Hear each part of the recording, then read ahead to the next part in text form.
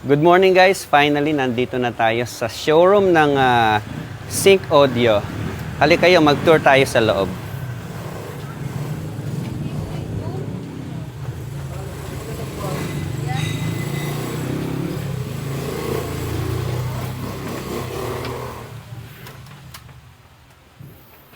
Okay, ayan, nandito tayo sa pinaka-showroom ng Sync Audio. Isa sa mga brand na makikita nyo sa mga actual setup natin. So, ayun siya. Mamaya ipapadinig natin lahat yan. Pero bago ang lahat, the man behind the Sync Audio, Sir Michael Bacolod. Medyo nag-aayos sila kasi nagre-ready sila para sa darating na Music Manila. Abangan nyo ako sa booth ng Sync Audio. Anong booth tayo, sir? C3. Magkita-kita tayo doon. Hindi ko pa alam kung day 1, day 2, or day 3 ako nasa booth ng Sync Audio. Pero definitely, mag-stay tayo sa booth ng Sync Audio para magkita-kita tayo doon. So, dito, siyempre, bilang showroom, dito natin makikita lahat ng product nila. Mainly, speaker, siyempre. Pero, meron ding mga ilaw. Mamaya, ipapakita natin lahat. So, kanina pa ako nandito, medyo napakinggan ko na yung iba. Pero, syempre, ipadinig natin sa inyo. Yung lagi nyong nakikita sa akin, eto siya. Yan. 915A.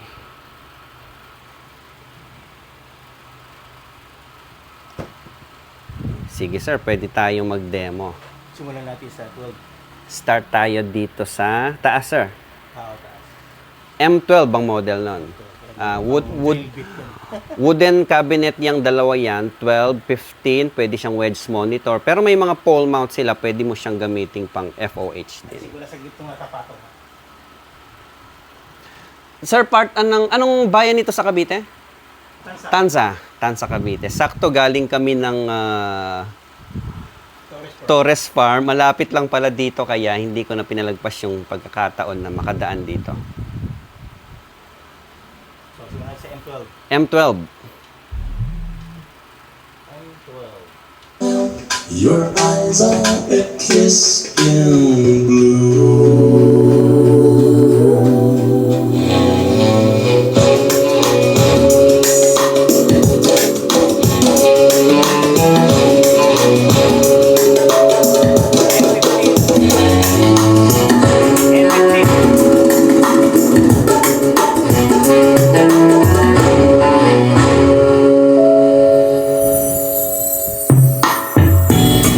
The stories you're telling me,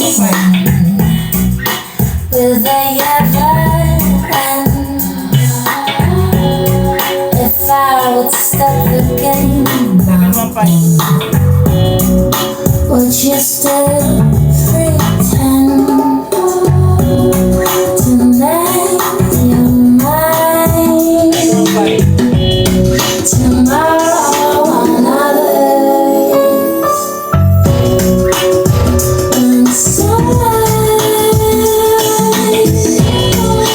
open my eyes. Okay, dito naman tayo sa mga column. Ang model nito, sir, yung pinakauna, 406. 406 tong dalawa. Apat na size 6 ang laman yan.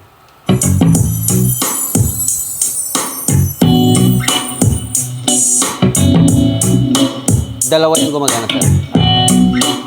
May kapal din, ha? The secrets you keep from me, will I ever know?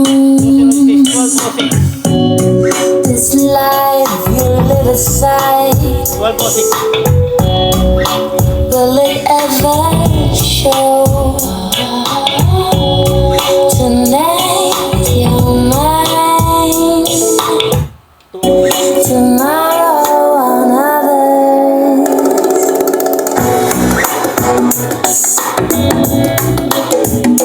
When love is ruining my world, when love is now moving my this way. When I'm with you, 38. I live in my dream. I know it's true. I'm adoring your smile. Ibabaw. Your eyes are Dalawa a yan eh. kiss in Dalawa.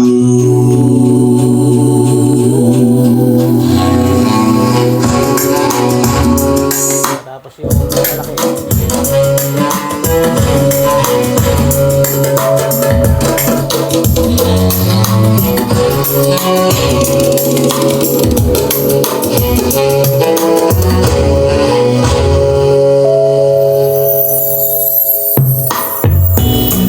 The stories you're telling me, when will they ever end? If I would stop the game now, then would you still pretend? Tonight you're mine, tomorrow another. Sama natin yung low. When sunrise,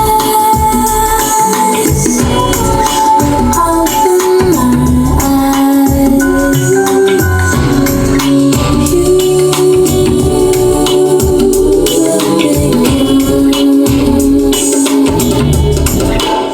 when I'm with you. I live in my dream.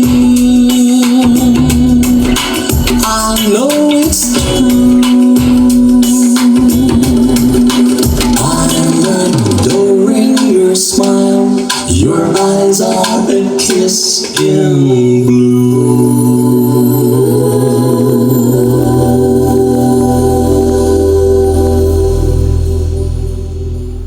Yun. Iba talaga ang tunog ng line array kasi marami tayong speaker pero mga mga point source. Iba talaga yung tapang ng line array. Lalo na pag yung mga three-way. Tulad nito, ang laman nito is dual 12, apat na anong size ng mid? 6.5. Apat na 6.5. Dalawang high. 6.5 yun din yung 206. laman nung 206. Tapos may dalawa siyang compression driver. Kaya malakas talaga. Tapos ito, dual 10, Single high. single high. So two-way siya, sir. So far sa lahat ng narinig ko, ito yung nagustuhan kong tunog. Dalawang version yan. 30A and 210. So Mas mahal, mas mura. magkaiba tong dalawang to pala. Magkaiba yan. Sa amp section. Pero yung mga driver niya, sir, Magkaiba rin. Mas lamang si 30A. Naka 4-inch Shanghai. Then yung size naka 3-inch Shanghai. at saka ito, yung ang tawag dito, yung laki niya, parang saktuhan lang. Kasi yung iba sa mga ganito, ginagawa ng, nakastock lang eh. Ito actually, top base ito eh, kasama sa mga nakasabit ito sa taas. Pero, sa mga small to medium venue, karamihan ng ginagawa, naka-ground stock lang.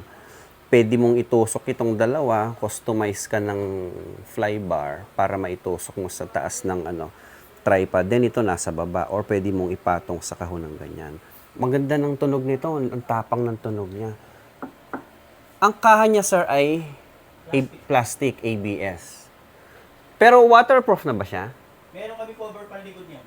Tatakpan yung module para maging waterproof siya. Pero itong harap niya as is, pwedeng maulanan. Kung ambon, ulan, or hindi direct na buhusan, kaya niya kasi meron siyang mesh na... Basta ulan lang. Basta ulan lang pwede. Tatagas lang yan. Huwag lang yung totaling ni-sprayan ng tubig. Ito naman ay dual 8. Same amplifier ni 210. Sakto lang din yung 3 inch sukat din ang nito. Oh. Mahigit 1 dangkal lang. Tapos Kaya sila ng size, yung haba lang. yung haba lang ang pinagkaiba Pero nila pareha sila nito. ng Yan yung bestseller na 206. Ito ang cute talaga. Maganda nito talaga 4 per side o kaya 3 per side. Mas magandang tignan. Pero yung iba sa mga medium or small venue, 2 per side nakikita ko kaya. Nakakaya kay Jets. Pero para mas magandang tignan ng at least 3. Pero sold naman ito per piece, sir, di ba? Per piece siyang mabibili. So, punta tayo sa Music Manila para mapakinggan nyo actual itong mga ito. Kung kayo ay nagpaplano ng mag-upgrade into line array unit, siyempre, okay din naman yan. Pero siyempre, kailangan matry din natin yung gamit ng mga mas malalaking rental company. So far, siyempre, nadidinig natin itong mga to. Sino ba naman ang hindi nangangarap ng mga ganyan? Well, mainly ang gamit naman ng mga yan pang mga malalaking setup. Pero pwede rin sila sa mga small setup. Magbabawas lang naman tayo. Not necessary naman. Kasi usually sa mga malalaking setup, makikita mo nito, 10 per side, 12, ganyan. So, ngayon, ginagawa nga nila 2 per side, 4 per side. Diba? Mas malakas. Mas matapang talaga yung tunog niya. Tapos ito, magandang outdoor, oh. Dual 12. Ang kapal ng tunog niya. Tingin ko ito sa full-size court. 1206 ang model. 1 per side lang nito. Kayang-kaya. Parisan mo ng 1206. 1206. Dalawang 12 na woofer. 4 na 6.5. Apat na 6.5 as mid at isang high. Pwedeng stock, pwedeng fly, dalawa. Kasi meron siyang rigging point dito. Ayan, mismo fly. So, ayan, no? Ito mismo yung fly bar niya. Ngayon, kung ipapatong mo lang sa sub ito, at pagpapatungin ng dalawang unit, may mabibili siyang metal na attachment niya dito, sir. Ito mismo na pala, pwedeng tanggalin mo na lang siya dito. So, may iwan ito. Oo, may papatong. So, yun, madaling pagsamahin ng dalawa. Nasa loob siya, oh. May slot siya sa loob, wala siya dito sa labas. Pagka yun na nabababayan. Minsan, ang mga ganyang accessories, sir, ang nagpapamahal din sa mga ganitong unit, eh. Kasi ang kakapal ng mga bakal at saka yung mga locking pin nila na ganyan, no? So, sir, lahat ng ito, madi-display sa booth natin sa Music Manila. So, yan, pwede niyong mapakinggan doon sa mga hindi pa nakapag-try niyan. Ito yung gamit natin. Basta basic set na dalawang speaker lang ang requirement, ito ang lagi namin ginagamit. Kasi makapal talaga siya kahit wala kang subwoofer. Lalo na indoor, kala mo may subwoofer ka. Pero mas matapang itong M15. Mas matapang siya tumunog. Sa bass naman, mas gusto ko yung bass nito. Kaya kanina, nung tumunog sila, randomly, alam ko kaagad kung ito yung tumutunog kasi matagal na nating gamit ito. Kaya kilala ko na yung kapal niya, yung tunog niya. Similar sila nitong isa, sir. Anong pinagkaiba nila? Wattage 900 at 1.2. So, 900 watts, 12 watts. So, Budget meal. sa laman, sir, pareho lang. Hindi. Module and driver, pareho din. So, yun. Iba ang Even yung kaha, iba din eh. Oh. Magkaiba din ang kaha.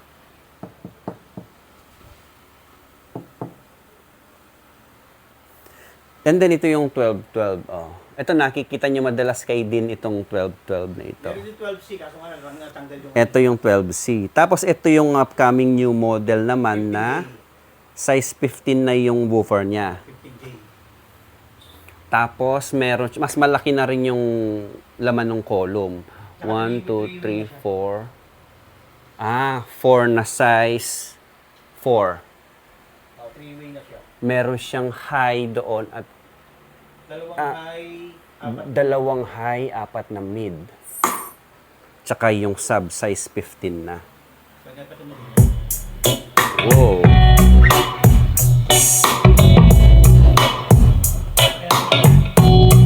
The secrets you keep from me. Will I ever? Ito muna, sir. Ito na lang. This life you live aside. Will it ever show?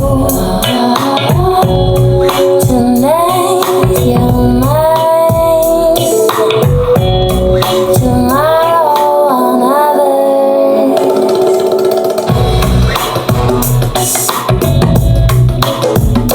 When love is ruling my world,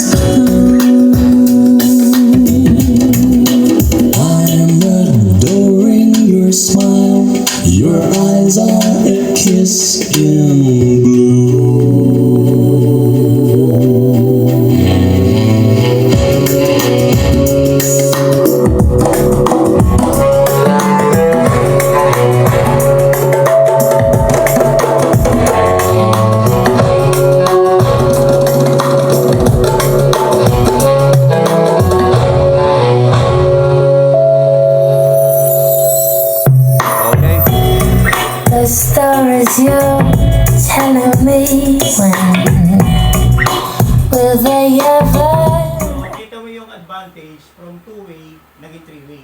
Ang ganda ng tunog niya. Two-way silang yung 1.5, three-way na to. Kaya medyo dumutang Mm-mm.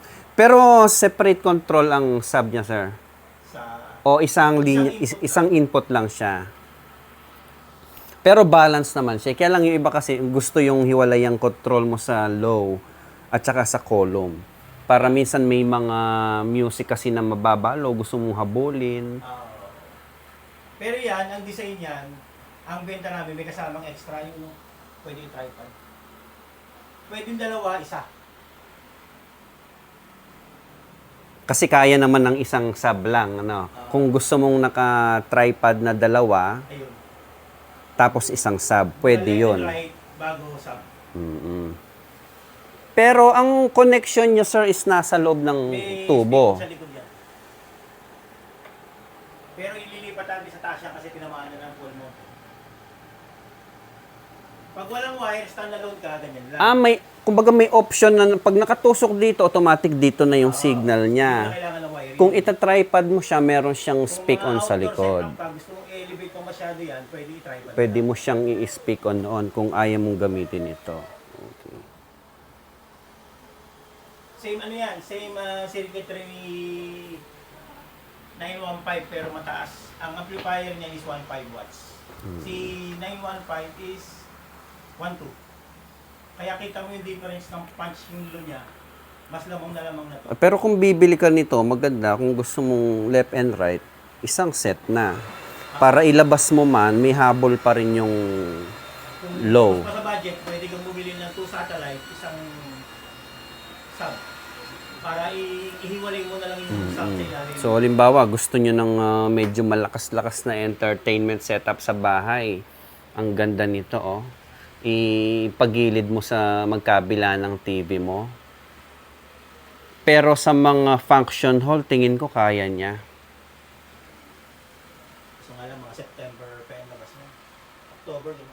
Upcoming pa lang ito, wala pa tayong available na stock niyan. Approval pa sa amin bago release.